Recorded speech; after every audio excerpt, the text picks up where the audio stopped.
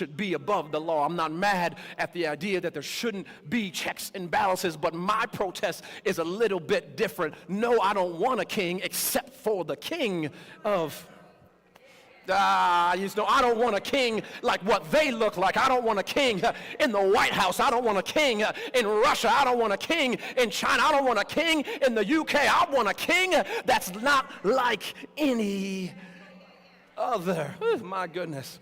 I'll just shout myself. Amen. So there is no better time than this Christmas Advent season and this text today to focus us in not on the no kings we see outside, but the king that's presented in the text. Focus on the rule of Jesus Christ. Focus on the peace of Jesus Christ. Focus on the righteousness and the justice of Jesus Christ. Why? Because he's a king like no other.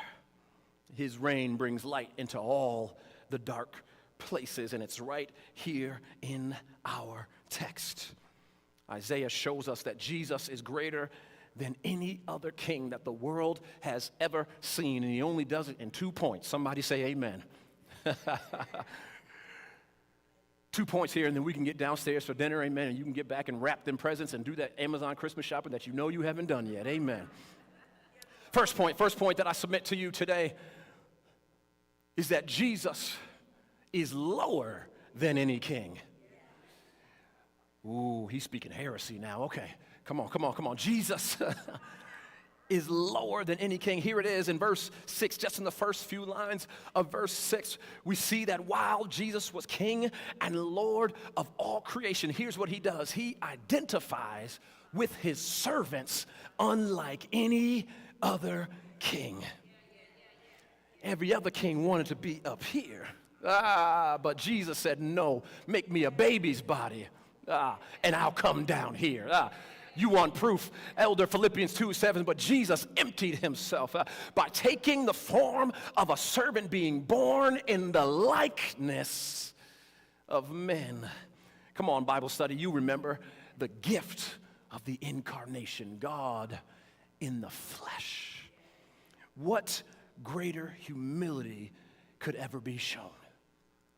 What greater form of lowliness could we ever see than God himself taking off his throne, taking off his glory, coming off of his throne and being born as a child?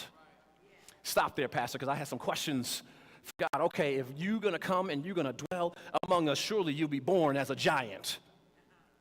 Okay, surely, God, if you're going to step down from your throne in glory, sure, you're going to come down like Zeus with lightning bolts and all of these things. Surely, you're not going to come like a poor man. You're going to come like a rich man. Surely, you're not going to be born in a stable back behind the inn. You're not going to be born in a cave with animals, but you'll be born in a palace. Surely, God, that's how you'll come. But God said, no, I'm coming lower than any other king. What you have to understand in the ancient Near East culture, these type of birth announcements were common.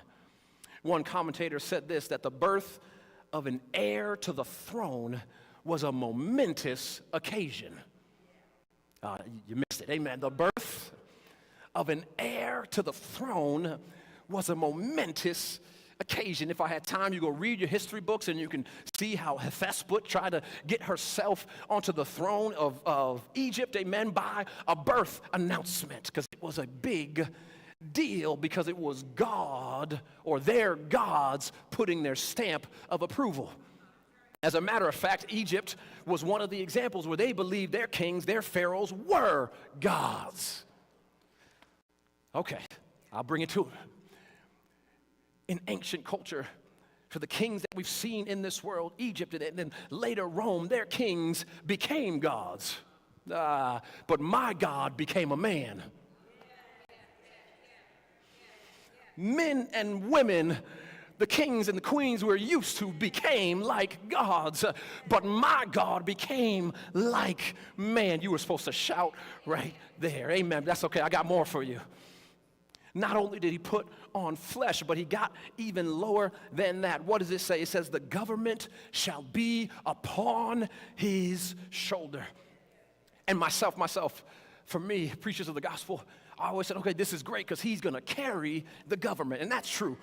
That everything, he's going to set everything up. It's all going to be on his shoulders. He's going to carry everything. But can I give you a different meaning or a different meaning, a second meaning? Because not only was he carrying the government, but his rule and his government would weigh down on him. He didn't just hold the government up. The government, his rule, his dominion is a burden on him. How many people, do I have any leaders in the house who know that leadership comes at a cost? Amen. I need more heads nodding than that.